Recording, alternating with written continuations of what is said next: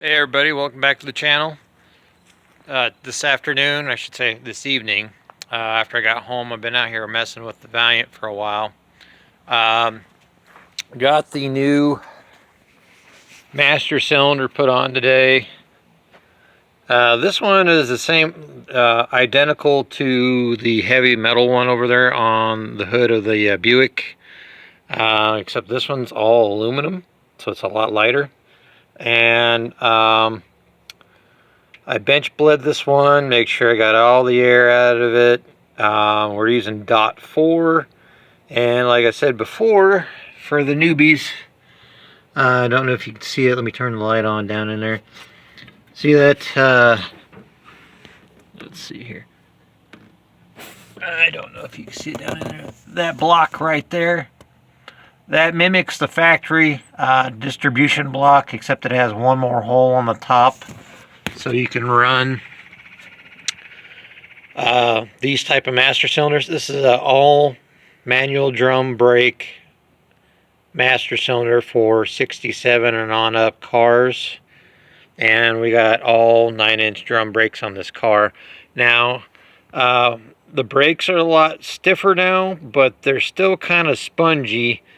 I don't know, I'm gonna have to I'm gonna look online, or maybe I can talk to Uncle Tony on his live, see what's going on with it. Still seems to take well, I guess you could, I've checked the rod. It goes from the brake pedal to the back of the master cylinder. There's no play in it. It's where it's supposed to be. Now, if I could buy an aftermarket one that's adjustable, but anyway, I don't think that's the issue. It stops a little bit better, but it's still not quite. And of course, we got all new brake shoes with factory used drum brakes.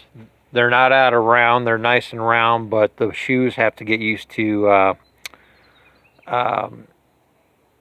being broke in on, so they can seal around the inside and make the proper displacement on the brake surface on that. The backs have brand new drums on the outside.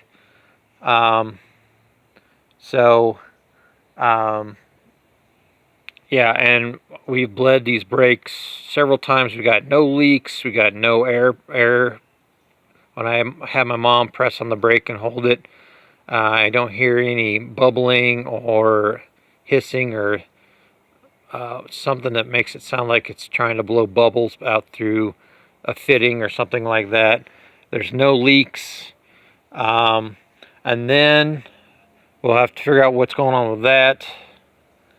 But it stops a lot better. And then, of course, I got in a hurry a while back putting this stuff back in here, and I goofed. Today I wanted to run coolant in here. Luckily, I thought I just had this issue here, so I put a hose here and down to the other one to plug that off.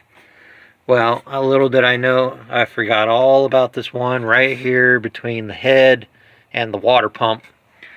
That's what happens when you get in a hurry, or you get sidetracked with the job and don't come back to this for quite a while. You forget stuff like that. Luckily, it's nothing like mechanical wise that I forgot. It's just something basic what I have to do. Unfortunately, I will have to take the fan and the belt back off, and I'll have to get a gasket for the back side of the pump on the metal plate. And I will have to put that oh gosh, it's probably about maybe 2 3/8 long piece of hose. See, on these 170s and the 195, I believe, the connecting tube, the bypass tube, is a little bit narrower of hose. Now on the 225 slant 6, there's about an inch gap, so what you can do is you can measure out how much hose you need, bend it in the middle, push it in, and then bring a screwdriver through the back and then have it flare back out flat, and then unscrew your clamps, wrap it around there, and then tighten your clamps up. if you had to do it that way. But anyway, yeah, so got that in there, and then I needed to I went and got a bunch of gear oil. It took one full bottle of the what is this, SAE 80W90 GL-5, and then you're supposed to do about 50%, and I did the high mileage Lucas stabilizer in there just as a added you know, a bonus.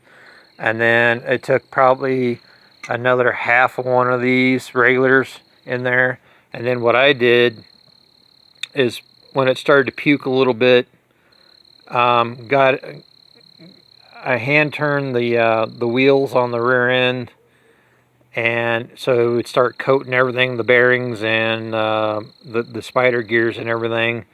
And then I added some more until it started to puke a little bit. And then what I did is I went ahead and started as you can see, I got the 5,000 to 7,000 pound tractor jack here with the body, so I can get back underneath there. And then I got a heavy duty floor jack, 2 or 3 ton floor jack, way up underneath there, right up underneath the housing of the rear end. So it's holding the 2 tires off the ground back here, and I've got the front tires blocked with big rocks on both sides of the tires, so it's not going to go anywhere. So I wanted to show it, but anyway, I did get the like I said, that last video, I got the front seal installed. I already had the 2 axle seals done last few months, and then today I put on the new cover gasket and the cover after I had the rear end cover several months back sandblasted, and I painted it with a high temp. But I wanted to do something real quick, just for oh, and that's something else I did to this car when I had the dash out. Notice how it has a blinker on each side instead of the factory one that would blink and you couldn't tell which side you was blinking. I found these online, aftermarket LED turn signal deals. They're just like little cylinders with threads on the outside, and you got a little nut you screw down on the back, and I drilled the holes, ran the wires, found out which wire with a tester blinks that comes out of the factory harness. So yeah, now I got that one, and then but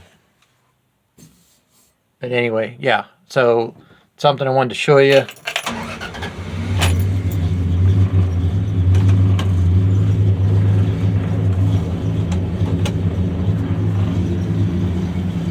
Okay, it's in gear.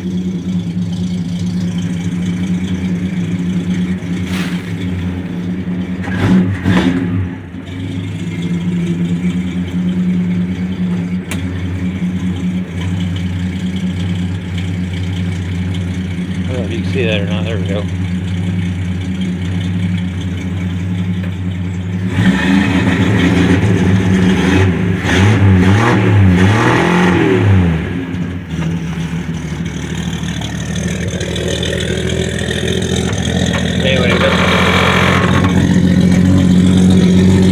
Wanted to show you the drive shaft.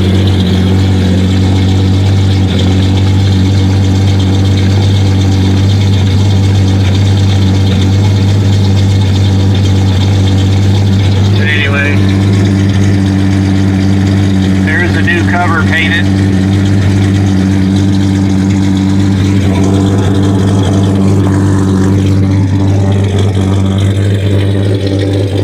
It hasn't ran for a while, so it's kind of cleaning itself out a little bit.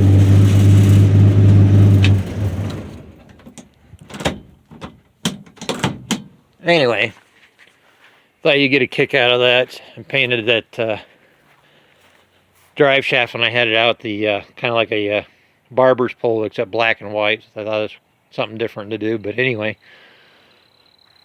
so yeah, so got that done. I didn't want to do a lot today. That was some pretty easy stuff to do. And then, like I said, I'll read online or ask some people that's got a lot more knowledge than me on that deal with the brakes. I thought at one point that there was like some valve or something in one of these that you got to put a screw in and pull out. I don't know if you're supposed to do it on this one, because since we don't have front disc brakes, we'll figure it out. But anyway, that's pretty much it.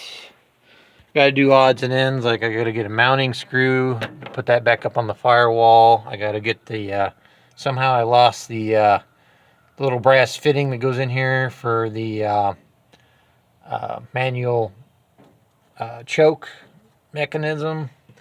But everything else is, and then you know I got that little hose, the bypass hose that goes between the head and the pump there. I got to deal with, but yep. That's pretty much it for today. But I know it was a short video, but hope you enjoyed it, and stay tuned for other stuff to be done on this and the Dart and the pickup and whatnot. So until then, take care.